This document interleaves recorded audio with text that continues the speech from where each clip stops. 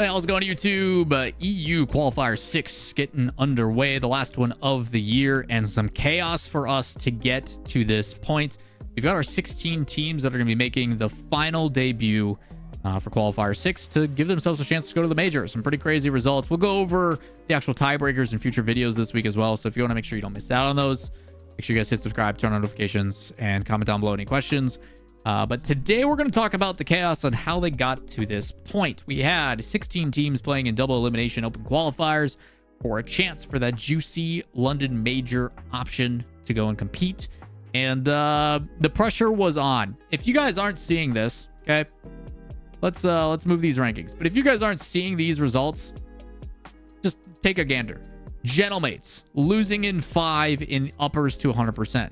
Team 3 losing in uppers to Novo 3-1. BDS smacking Solary. Oxygen and Top Cougars going to 5. That's, to me, just a good series. We know Top Cougars is capable. Top 8 team. Wild beating Vitality 3-2. What is going on? And keep in mind, this is all going down when the qualifications in like RLCS NA is going down, when we're seeing like tiebreakers galore and people trying to go to the major and world championship lives on the line. Like, insane. Yeah, Wild also played with their coach again, didn't they? Is it Billy? Yeah, Billy is playing again. Billy, just stop coaching teams and just play already. Like, I don't know what you're doing, man. You're top 16 capable. They did that last time too.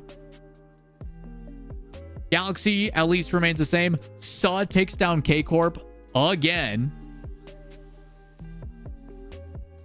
Resolve losing an endpoint. So you're talking, out of all of the top 8 matches, 1, 2, 3, 4, 5 of them.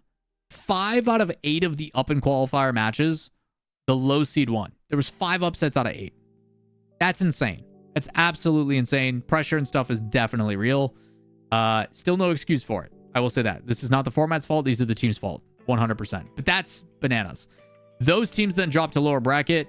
Top Cougars, after taking Oxygen to 5, then also loses in an upset. So now we're talking 6 out of 9.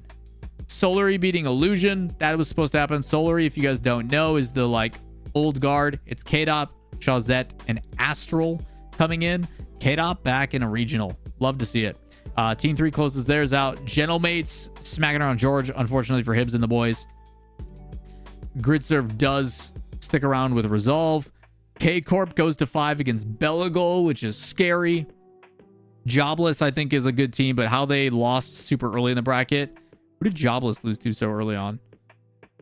Yeah, Jobless lost to Novo. Novo was on a hot streak to take down Jobless and Team 3. Good for them. Well deserved.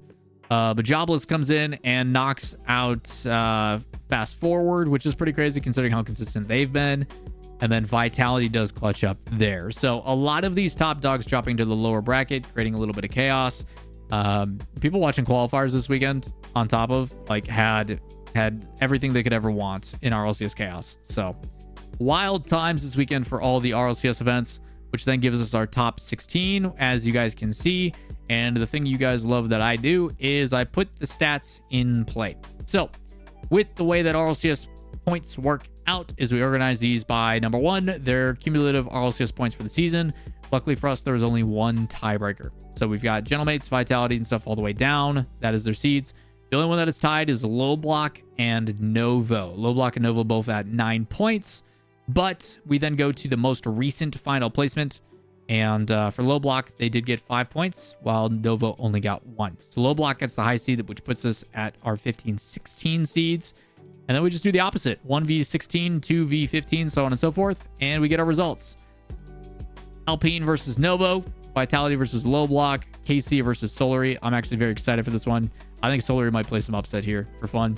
BDS 100%. Oxygen Wild. Resolve versus Suh. Suh may be able to play upset on that one. LG Luna Galaxy versus Endpoint. And then Jobless and Team 3. Those are some spicy matches in those bottom 4. These matches, I would probably say these 3 in particular, are problematic. And maybe this one. Those are probably the 3 I'm going to be watching if I have 4 on at the same time. But that is what we have for our first round matchups. We've been pretty dang accurate with those, so nothing to speculate if they're right or wrong. I'm sure they'll announce official on like Wednesday or Tuesday is usually when they put those out. So otherwise, the video's got it. This will probably come out on Wednesday as well. So With that in mind, pretty straightforward on the EU recap. Just a lot of chaos in the quarterfinals. We will be covering in a future video the actual tiebreakers, just because the tiebreakers are a little bit more dedicated. Realistically, I think the teams are mostly locked in. The thing that is official, though, is that K-Corp cannot make London. There's been some beef on the timeline between Itau and VK Salin. If you guys don't know what I'm talking about, go check that out. But yeah, K-Corp cannot make London. They are purely playing spoiler, and they are trying to get as many points in that final qualifier to make sure they increase their gap for World Championship points, so a team like Oxygen or BDS or something doesn't kick them out.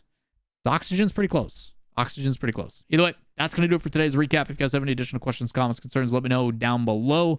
And while you're down there, if you enjoy the content, hit the subscribe button, turn on notifications, and we'll catch you in the next video. Peace.